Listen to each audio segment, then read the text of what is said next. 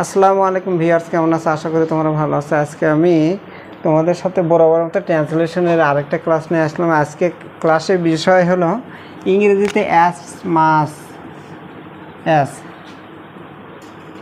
এটা দিয়ে সরি কালি শেষ হয়ে গেছে। আচ্ছা দেখো, অ্যাজ মাস অ্যাজ। এখন দেখো এখানে তো যত তত যত তত যত তত যত তত যত তত প্রত্যেকটাতে যত তত আছে এবং প্রত্যেকটা ইম্পারেটিভ বাক্য। There will be no subject, কোনো প্রকার সাবজেক্টই হবে না। আচ্ছা, এখন এর মধ্যে কিছু কিছু মানে যত ততর ইংরেজি আমরা পাইছি, সেটা হলো as much as. As much as এটা হলো যত ততর ইংরেজি। কার? যত তত। আচ্ছা, যত তত ইংরেজি প্রত্যেকটা ইয়ে পাবো আবার। এখানে হলো মনে করা যায় পারো, তার ইংরেজি হলো ক্যান। পারার ইংরেজি কি? ক্যান। আচ্ছা, খাও, এর ইংরেজি হলো ইট, মানে হলো খাও। এখন প্রশ্ন করো, দেখো এই জায়গায় বাক্যটা কিন্তু ইম্পারেটিভ বাক্য। এটা হলো কনজাংশন। কনজাংশনের আগে একটা অংশ থাকবে, পরে একটা অংশ থাকবে। দ্বিতীয় যে অংশটা থাকবে সেই অংশে তোমাকে সাবজেক্ট ইউজ করতে হবে। আর ইম্পারেটিভ বাক্যে যদি দুটো কনজাংশন দুটো দ্বারা যুক্ত হয়, দুটো ইম্পারেটিভ বাক্য হয়, প্রথম বাক্যে সাবজেক্ট লাগে না, দ্বিতীয় বাক্যে সাবজেক্ট লাগে। তাহলে এখানে সাবজেক্ট সর্বদাই তুমি। কি? তুমি। তুমির ইংরেজিটা হলো ইউ। আমি বুঝে দিচ্ছি, দেখো ক্লিয়ার করে। অ্যাজ মাস অ্যাজ, যার অর্থ হলো যত তত। পারো বা পারে বা পারেন, এর ইংরেজি হলো ক্যান। খাও মানে ভার্ব যেটা থাকবে, এখানে মনে করে খাওয়া আছে, তার ইংরেজি হলো ইট। তারপর তুমি খাও, তুমি করো, এর এই যে করো শব্দটা ও যদি থাকে, তাহলে ওই বাক্যের সাবজেক্ট সর্বদা ইউ হয়। সর্বদা কী হয়? ইউ হয়। তার মানে তুমি। যেমন ধরো, যত পারো তত তুমি খাও। ইংরেজিটা বাংলাটা এরকম, তুমি উজ্জ আছে, যখন উজ্জ থাকে তখন তোমাকে ওই জিনিসটা আনতে হবে। আচ্ছা, এখন প্রথমে দেখো বাংলা বাক্যের ক্রিয়ার শেষে থাকে, সেটা আগে আসবে। ইট, ইট মানে হলো খাও। কনজাংশন যত তত আসবে।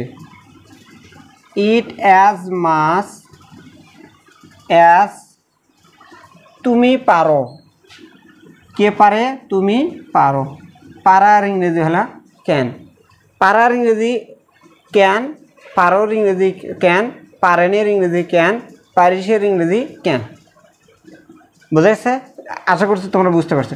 স্ট্রাকচার ইজ সেম, প্রত্যেকটা বাক্যের স্ট্রাকচার একই রকম, একই সাবজেক্ট। শুধুমাত্র প্রত্যেকটা বাক্যের ভার্ব চেঞ্জ। দেখো, প্রত্যেকটা বাক্যের verb change. Structure is same, শুধুমাত্র ভার্ব চেঞ্জ হবে।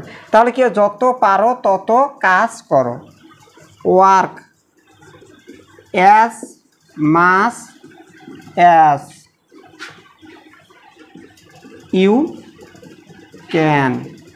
যত পারো তত তুমি কাজ করো। যত পারো তত ঘুমাও। ঘুমের মতো শান্তির আর জিনিসই নাই, যাকে বলে একবার। ঘুমানোর ইংরেজি হলো sleep. As much as you can. যত পারো তত তুমি ঘুমাতে পারো, সমস্যা নেই।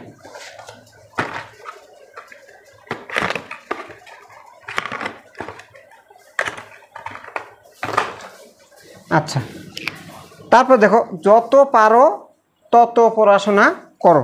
পড়াশোনা করার ইংরেজি হলো স্টাডি অথবা রিড, তুমি যেটা ইউজ করতে পারো।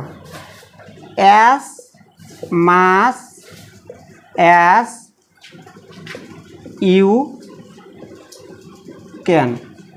As much as you can. তারপরে দেখো, যত পারো তত রোজগার করো। রোজগার করার ইংরেজি হলো earn. Earn as much as you can. এটা তাহলে দেখো, আমরা প্রত্যেকটা আগে যে বাংলাগুলো থাকবে, সে বাংলাগুলো ইংরেজিটা আমরা এলোমেলোভাবে শিখি, কোনো সমস্যা নেই। তারপর স্ট্রাকচারে আসি। দেখো, খাওয়ার ইংরেজি হলো ইট। যত ততর ইংরেজি হলো অ্যাজ মাস অ্যাজ। তারপরে পারার ইংরেজি হলো ক্যান। এই ইম্পারেটিভ বাক্যের সাবজেক্ট উজ্জ্বল থাকে হলো ইউ, সেটাও লেখা আছে এই যে ইউ এরকম।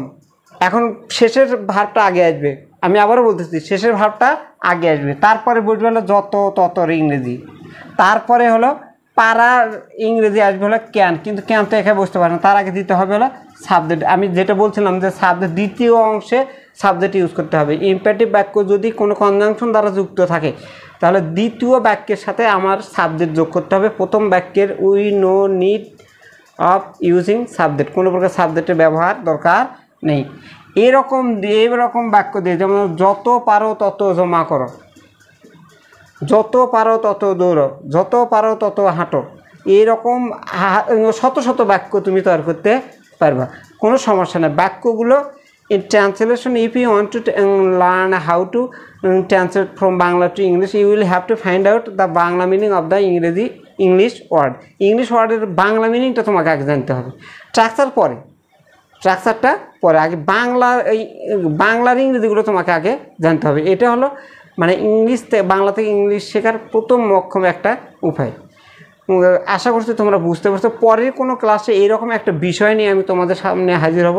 সে পর্যন্ত সবাই ভালো থাকো। আল্লাহ হাফিজ।